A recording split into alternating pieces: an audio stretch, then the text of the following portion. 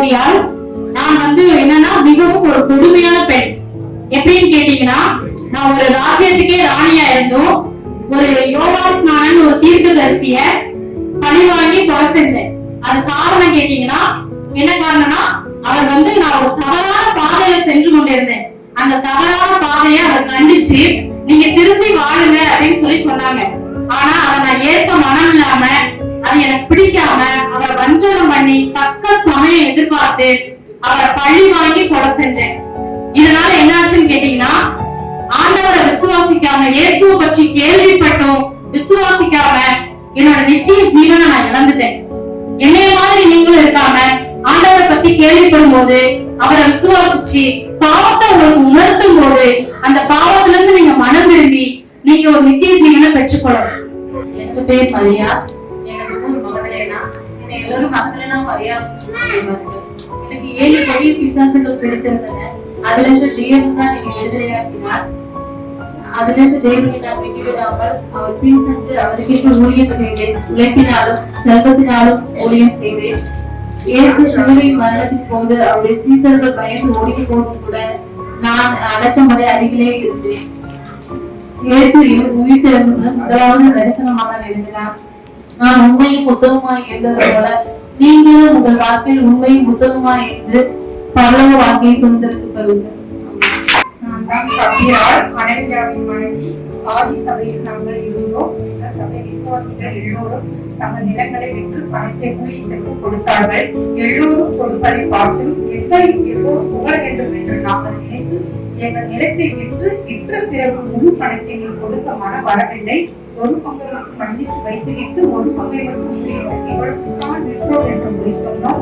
தேவனால் அடிபட்டு நானும் கணவரும் மரணம் அடைந்தோம். பரலோகத்தில் இழந்தோம். நாங்கள் கொஞ்சம் எடுத்து வைத்துக் கொண்டோம் என்று உண்மையை சொல்லியிருந்தோமோ? பொய்சாட்சிக்காரன், ஆக்கிற்கு தப்பான், உங்களைவிட பண ஆசை எல்லாத்தையும் விட்டு விலகுங்கள், நித்திய ஜீவனையும் பெற்றுக் கொள்ளுங்கள். என் பெயர் கிறிஸ்டிலா, என் கணவர் பெயர் ஆகிலா. நான் ரோம பெண். அவர் யூத குலத்தை சேர்ந்தவர். நாங்க ரோமபுரியில கூடார தொழில நாங்க செய்துட்டு வந்தோம். அந்த வியாபாரம் நல்ல ஆசீர்வாதமா இருந்தது. ரோமபுரியில கிபி 49ஆம் ஆண்டு ராயர் ஒரு சட்டத்தை கொண்டு வந்தாரு. ரோமர் அல்லாத யூதர் எல்லாரும் வெளி போகும்படியா கட்டளையிட்டது நிமித்தம் நாங்க ரொம்ப வேதனையோடு அந்த ஆண்டவனுடைய மேல கர்த்தருடைய பாவத்தை எங்க பாவத்தை கர்த்தர் மேல வைத்துட்டு நாங்க ஆராய பட்டணத்தில் உள்ள கொரிந்து தேசத்துக்கு அங்க நாங்க போயிட்டோம். பவுல் கொரிந்து தேசத்துக்கு வந்தபோது அவரை சந்திக்கப்படும்படியா ரோமபுரியில நாங்க ஆண்டவர் கேள்விப்பட்டிருக்கோம். கிறிஸ்துவ குறித்து கேள்விப்பட்டிருந்தோம். பவுல் மூலமா இன்னும் அதிகமா ஆண்டவரை குறித்து நாங்க அறிஞ்சுக்கணும். நாங்க பாத்தீங்கன்னா இருவருமே கூடார தொழில் செய்துக்கிட்டு இயேசு கிறிஸ்துவுக்காக நாங்க ஊழியம் செய்தோம். இதே போலதான் இந்த சூழ்நிலை தான் நீங்க எல்லாருமே இருக்கீங்க. வேலைக்கு போறவங்க, பிசினஸ் பண்றவங்க எல்லாருமே இருக்கீங்க. நீங்க ஆண்டவருக்கு என்று ஒரு நேரத்தை ஒதுக்கி உங்களுடைய ஊழியம் இன்னதென்று அறிந்து நீங்க செஞ்சீங்கன்னா கர்த்தர் உங்களை ஆசீர்வதிப்பார். என் பேர் ஏழியா, என் பேர் சுந்திக்கையா. நாங்க 2 பேரும் நீடாங்கிற ஆற்றங்கரையில ஜபம் பண்ணிட்டு இருந்தோம். இது வழியா பவுல் எங்களை பார்த்து இயேசு கிறிஸ்துவின் ஊழியத்தை செய்யும்படியாய் அறிவித்தார். அதை ஏற்றுக்கொண்ட நாங்கள் பவுலின் ஊழியத்தை கிறிஸ்துவுக்காக ஊழியம் செய்ய ஆரம்பிச்சோம். குறிப்பாக நாங்கள் ஊழியத்தை பெண்கள் மத்தியிலும் சபை உருவாகவும் ஊழிய வளரவும் நாங்கள் செய்தோம். பிலிப்பு பட்டணத்துல நாங்க பெண்கள் ஊழியத்தை ஆரம்பித்தோம். எங்களுடைய பணத்தினாலேயும் பொருளாலேயும் பவுலின் ஊழியத்தை தாங்கி வந்தோம். இடையே எங்கள் 2 பேருக்கு கருத்து வரவு ஏற்பட்டு சபை மத்தியிலும் பிலிப்பு பட்டணத்துக்கு சபை மத்தியிலும் கருத்து வரவு பிரிவினை ஏற்பட்டுச்சு.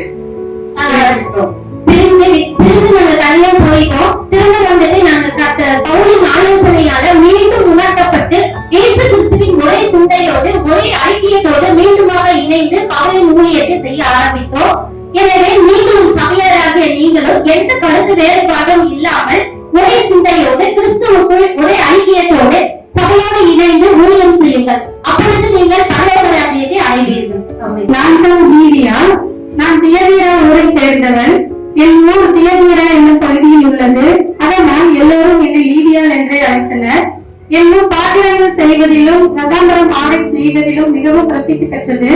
அதனால் அவ்வூரில் கற்றுக்கொண்ட துணியின் தொழிலை நான் வியாபாரமாக செய்து நல்ல வருமானம், பண வசதி என்று வசதியாக வாழ்ந்து கொண்டிருந்தேன். அவ்வூரிலே என்னை எல்லோரும் முதல் பிசினஸ் உமன் என்று என்னை அழைத்தனர். ஒரு நாள் ஆற்றல் நகரில் பவுலின் பிரசங்கத்தை கேட்டு முழுவதுமாக ரசிக்கப்பட்டேன். அவ்வூர் ஐரோப்பிய கண்டத்திலேயே முதல் ரசிக்கப்பட்ட பெண் விசுவாசி நான் தான். நான் ரசிக்கப்பட்டது மட்டுமல்லாமல் என் குடும்பத்தையும் முழுவதுமாக ரட்சிப்புக்குள்ளாக்கினேன். நீங்களும் உங்கள் குடும்பத்தில் உள்ளவர்களையும் உங்கள் குழந்தைகளையும் முழுவதுமாக ரட்சிப்புக்குள்ளாக்கி இயேசு கிறிஸ்துவின் அன்பை பற்றி கூறி முழுவதுமாக அவர்களை ரட்சிப்புக்குள்ளாக்குவோம். கர்த்தர் தாமே உங்களை ஆசீர்வதிப்பார். ஆமென். இயேசு பிறந்தார் என்று பிறந்தார் என்னும் விவாதங்கள் அர்த்தமற்றவை. எதற்கென்று பிறந்தார் என்னும் செய்தி ஒன்றே அவசியமானது. நம் உள்ளத்தில் கிறிஸ்து பிறந்தார் என்றால் நம் வாழ்க்கையில் நல்ல மாற்றங்கள் ஏற்பட வேண்டும்.